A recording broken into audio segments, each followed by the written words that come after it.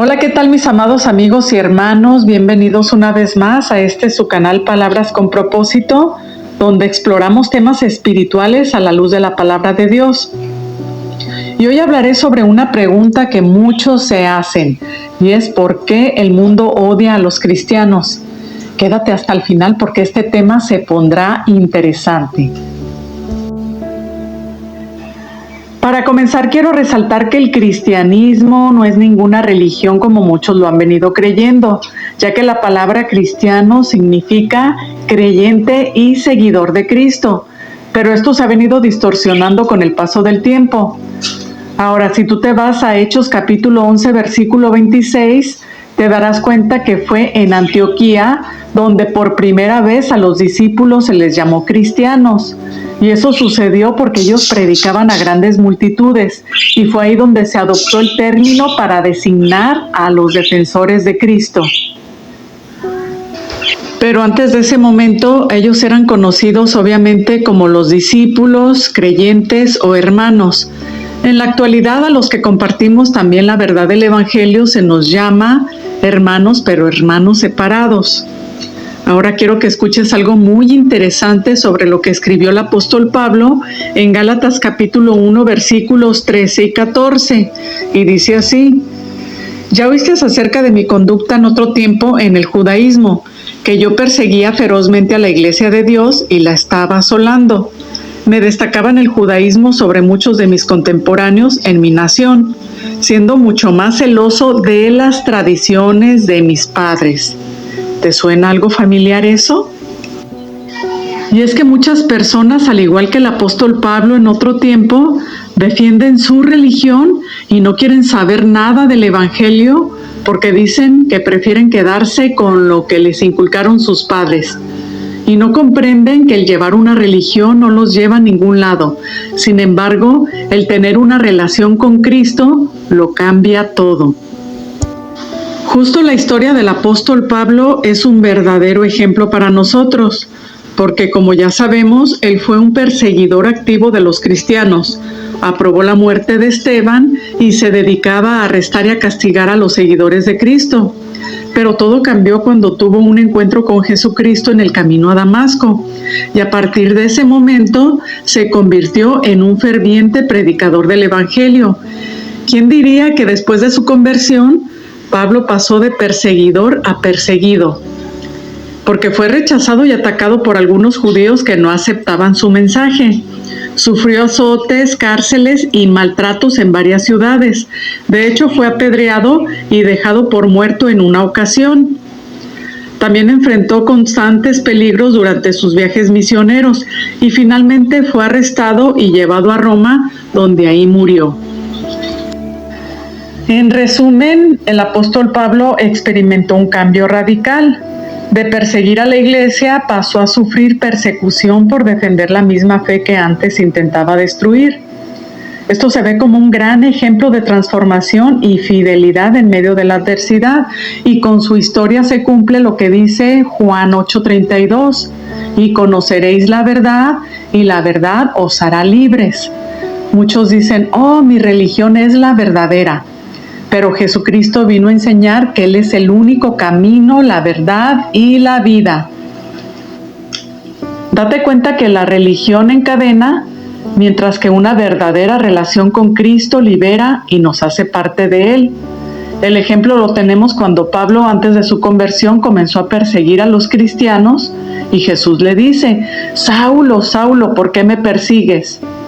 Pablo no comprendía que toda esa gente a la que él perseguía ya formaba parte del cuerpo de Cristo. Así que ahora no debemos sorprendernos del rechazo por ser cristianos. Jesús fue muy claro cuando dijo que si a él lo odiaron, también a nosotros nos odiarían y nos rechazarían. En la actualidad ese rechazo puede verse en críticas por hablar de valores cristianos, burlas o discriminación por vivir con integridad, rechazo en ambientes sociales o laborales por no seguir el sistema del mundo. Y el sistema del mundo se refiere a ese sistema humano apartado de Dios que rechaza la verdad divina. Y esa verdad divina vive en todo aquel que ha nacido de nuevo. Entonces, ser diferentes es parte del llamado, pues no pertenecemos a este mundo aunque vivamos en él. Por ese motivo somos rechazados, porque no actuamos igual que los demás. Y día a día estamos luchando por agradar a Dios y no a nosotros mismos. Esto definitivamente incomoda a quienes no quieren ver la luz. Mira lo que dice Juan capítulo 3, versículos 20 y 21. Todo aquel que hace el mal odia la luz, porque sus obras eran malas. Pues el que obra el mal odia la luz y no va a la luz, no sea que sus obras malas sean descubiertas y condenadas. El rechazo y la persecución puede ser una confirmación de tu fe. Y la persecución, recuerda que no siempre puede ser física, sino también puede ser emocional, social o profesional. Ejemplo, pues si una persona decide vivir con integridad en su trabajo, sin hacer trampa o sin participar en algún robo de tiempo laboral, puede ser criticada y aislada. Entonces debemos tomar en cuenta que hoy más que nunca los valores del reino de Dios chocan con los del mundo. ¿Y cuáles son esos valores que chocan con el mundo? Pues la honestidad, el perdón, la humildad, la fidelidad, la pureza, la generosidad y aún el amor a nuestros enemigos. Entonces, como creyentes no debemos buscar encajar en el mundo, sino ser luz en este mundo de oscuridad, aunque eso implique ser rechazados. Rechazados sí, pero al final escogidos. Recordemos que los que rechazan la verdad no es por ignorancia, sino por rebeldía. Escucha lo que dice Juan capítulo 12, versículos 37 al 43. Dice así: a pesar de todas las señales milagrosas que Jesús había hecho, la mayoría de la gente aún no creía en él. Eso era precisamente lo que el profeta Isaías había predicho. Señor, ¿quién ha creído nuestro mensaje? ¿A quién ha revelado el Señor su brazo poderoso? Pero la gente no podía creer, porque como también dijo Isaías, el Señor les ha cegado los ojos y les ha endurecido el corazón para que sus ojos no puedan ver y sus corazones no puedan entender y ellos no puedan regresar a mí para que yo les sane. Isaías se refería a Jesús cuando dijo esas palabras, porque vio el futuro y habló de la gloria del Mesías.